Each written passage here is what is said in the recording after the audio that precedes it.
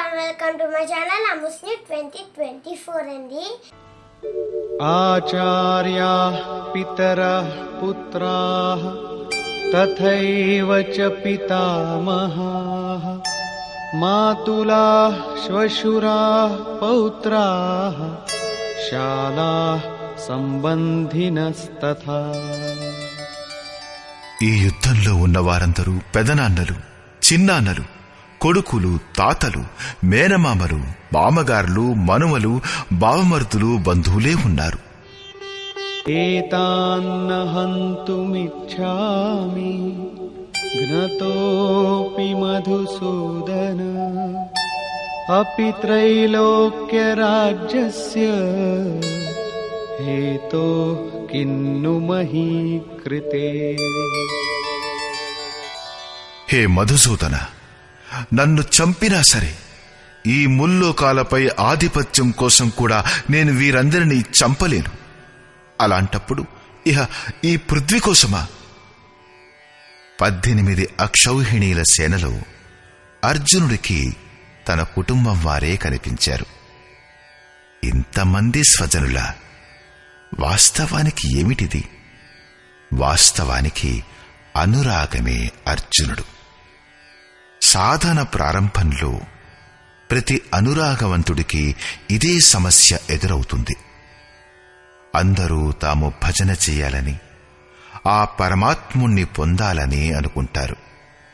కాని ఎవరైనా అనుభవయుక్తుడైన సద్గురువు సంరక్షణలో ఎవరైనా అనురాగవంతుడు క్షేత్రజ్ఞుల సంఘర్షణను గురించి తాను ఎవరిని ఎదుర్కోవాలన్న విషయం అర్థం చేసుకున్నప్పుడు అతను హతాశుడైపోతాడు.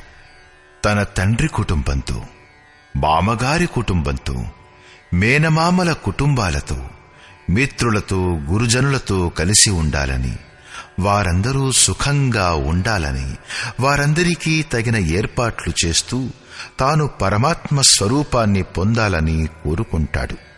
కాని ఆరాధనలో అగ్రేసరుడవ్వాలంటే కుటుంబాన్ని వదిలిపెట్టాలని, ఈ బంధువుల మోహాన్ని త్రెంచివేసుకోవాలని తెలుసుకున్నప్పుడు అతను వ్యాకుల పడిపోతాడు. పూజ్య గురు మహారాజుల వారు చెబుతూ ఉండేవారు, చావడము సాధువు అవడము సమానం అని. సాధువుకు ఈ సృష్టిలో ఎవరైనా ఉండవచ్చును, కాని తన ఇంటి వారంటూ ఎవ్వరూ ఉండరు. అలా కాకుండా ఎవరైనా ఉన్నట్లయితే వారిపై మమకారం ఉంటుంది. అలాంటప్పుడు మోహం పరిసమాప్తమెలా అవుతుంది? ఆ మమకారపు అస్తిత్వం నశింపజేసినప్పుడే విజయం ప్రాప్తిస్తుంది. ఈ సంబంధాల పరివ్యాప్తియే జగత్తు. అదే లేకపోతే ఈ జగత్తులో మనదంటూ ఏముంది? తులసీదాస్ కహె చిద్విలాస జగ్ భూజత్ భూజత్ భూజై. తులసీదాస్ అంటాడు, చిత్తం యొక్క విలాసమే జగత్తు. మెల్లగా, అతి మెల్లగా అది అర్థమవుతుంది. మనస్సు యొక్క ప్రసారమే జగత్తు. యోగేశ్వరుడైన శ్రీకృష్ణుడు కూడా మనస్సు యొక్క ప్రసారాన్నే జగత్తు అంటూ సంబోధించాడు.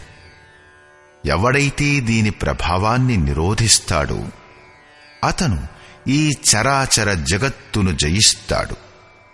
ఇహైవ తైర్జితః సర్గో యేషాం సామ్యే స్థితం మనః. ఒక్క అర్జునుడే వ్యాకులుడైపోయాడని కాదు, అనురాగం అందరి హృదయాల్లోనూ ఉంటుంది. ప్రతి అనురాగవంతుడు వ్యాకులపడిపోతాడు.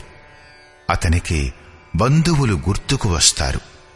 భజన వలన కొంత లాభం ఉంటుందని, కాబట్టి వీరందరూ సుఖంగా ఉంటారని అతను మొదట్లో అనుకుంటాడు.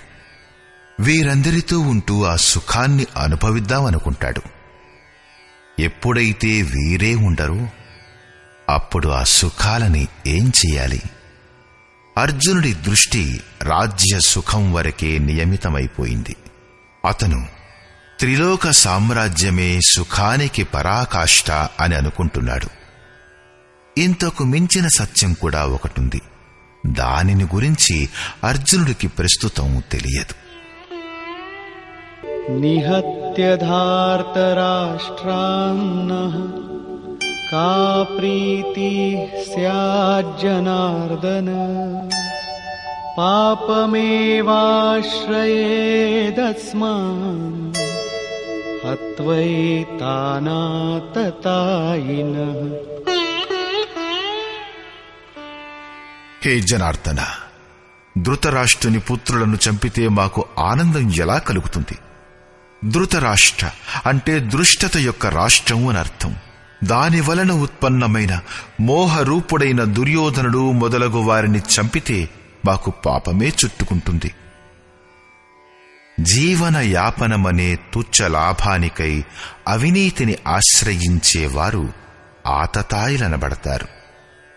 కాని వాస్తవానికి ఇంతకన్నా పెద్ద ఆతతాయి ఆత్మ యొక్క మార్గంలో అవరోధాన్ని ఉత్పన్నం చేసేవాడు.